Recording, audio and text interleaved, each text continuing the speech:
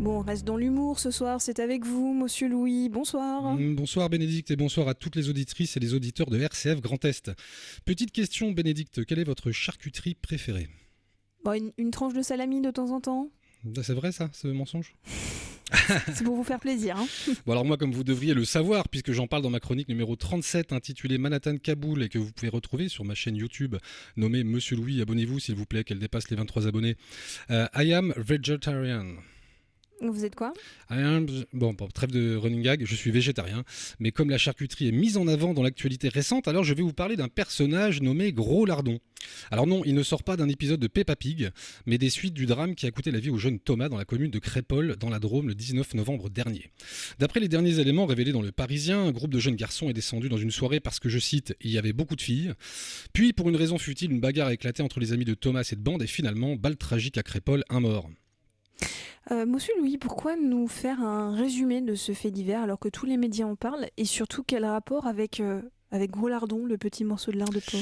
Déjà pour gagner un peu de temps de glandou dans ma chronique, et parce que ce drame a particulièrement ému nos amis Jean Bonneau patriotes des réseaux sociaux. Alors qu'est-ce qu'un Jean Bonneau patriote des réseaux sociaux?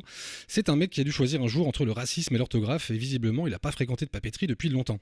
Alors attention, aucun mépris de ma part pour toutes les personnes qui font des fautes de français par problème dyslexique ou à cause d'un parcours scolaire difficile, mais entre nous, les types qui veulent défendre les valeurs françaises et qui savent pas l'écrire, changez rien, vous êtes génial.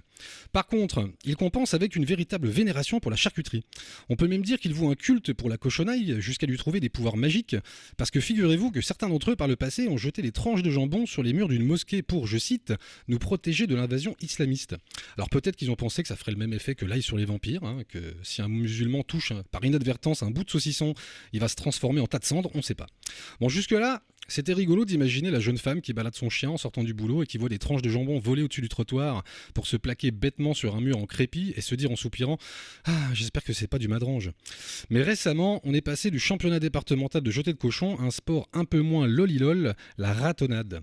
Alors selon la page Wikipédia, la ratonnade vient du mot raton, qui est un petit rat dans la langue française. Au XVIIIe siècle, le mot peut être employé affectueusement pour parler d'un enfant. Le mot devient péjoratif au siècle suivant, puis raciste dans l'entre-deux-guerres. Selon l'historienne Sylvie Thénault, le mot est utilisé à l'écrit pour la première fois en 1958 pour désigner les violences commises le 29 décembre 1956 par les Français d'Algérie sur les Algériens lors des obsèques du leader de l'Algérie française, Amédée Froger, assassiné par des nationalistes. Il sert ensuite à décrire des violences policières sur les Algériens, notamment le massacre du 17 octobre 1961 à Paris et la vague de meurtres et de violences racistes de 1973, en particulier à Marseille. Et en 2023, quelques jours après le drame de Crépol, 80 individus cagoulés et armés se sont dirigés vers le quartier où habitent les mises en cause dans le but, selon leur messagerie téléphonique, je cite, de taper du crouille ou ratonner du bougnoul. Et ce qui me fait le plus de peine au moment où j'écris cette chronique, c'est d'avoir dû mémoriser dans mon logiciel de traitement de texte le mot bougnoul au cas où je devrais le réutiliser dans une prochaine chronique. Mais ce qui m'a fait sourire, c'est que le chef de cette milice fasciste se fait appeler Gros Lardon. Vous pouvez nous présenter en quelques mots Gros Lardon? J'allais y venir, mais je voulais vous faire dire Gros Lardon à l'antenne. Il se prénomme en réalité joué. Léo, âgé d'une vingtaine d'années, ancien militaire, néo-nazi de la division Martel et fan du Troisième Reich. Il a été interpellé en 2022 avec 38 militants d'extrême droite lors de la tentative d'attaque de Marocains lors du match France-Maroc, où il a déclaré qu'il aimait beaucoup Hitler. Il a même précisé, je cite, « Il a fait pas mal de choses à côté. Il a eu un passage aux Beaux-Arts, il défendait la cause animale, il peignait. Le mec est à deux doigts sous le nez de nous décrire Adolphe en bobo parisien, mi-artiste, mi-écolo. » Alors je ne vais pas vous donner mon avis sur cette histoire, comme le disait le commissaire Bialès, laissez la police faire son travail. Lorsque nous aurons de plus amples informations, croyez bien que vous serez les premiers informés. Let the police do its job. When we have further informations, we will inform you first. Cependant, cette histoire de charcuterie patriote m'intrigue. Est-ce que quand Éric Ciotti envoie des textos à Nadine Morano, il écrit « Bonjour quiche Lorraine. Livraison demain matin à 8h08 de 12 palettes de jambon Herta avec Quen. Bisous, ton fromage de tête. » Est-ce qu'on aura le droit dans quelques années une adaptation ciné, une comédie française où l'acteur Pio Marmaille interprète Jordan Tartiflette, un chômeur et célibataire longue durée, qui lors d'une ratonnade entre amis croise le regard de Camélia Jordana, qui joue Safia Couscous, habitante du quartier et étudiante en sociologie. Elle va changer son regard sur le monde, mais c'est sans compter sur Christian Clavier, qui joue le rôle de Jean-Marie Choucroute Garni, le vieux chef du groupe néo-nazi Svastika et Andouillette, qui ne voit pas cette relation d'un bon œil, surtout qu'il n'en reste plus qu'un.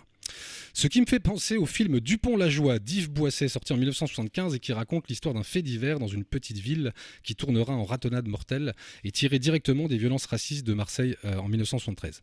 Comme quoi, même le racisme, c'était pas mieux avant. Bon bref, bilan de la ratonnade de la semaine dernière, 0 victime à déplorer côté, je cite, Bougnoul, et côté jambon beurre, 4 militants molestés, dont un qui est reparti chez lui en slip. Donc finalement, on est plus proche de la 7e compagnie dans la Drôme que de Dupont-la-Joie. Stop, monsieur Louis, pour Oui. une fois, vous avez dépassé les 4 minutes 30. Désolé ma petite dame, il y en a un petit peu plus, je vous le mets quand même.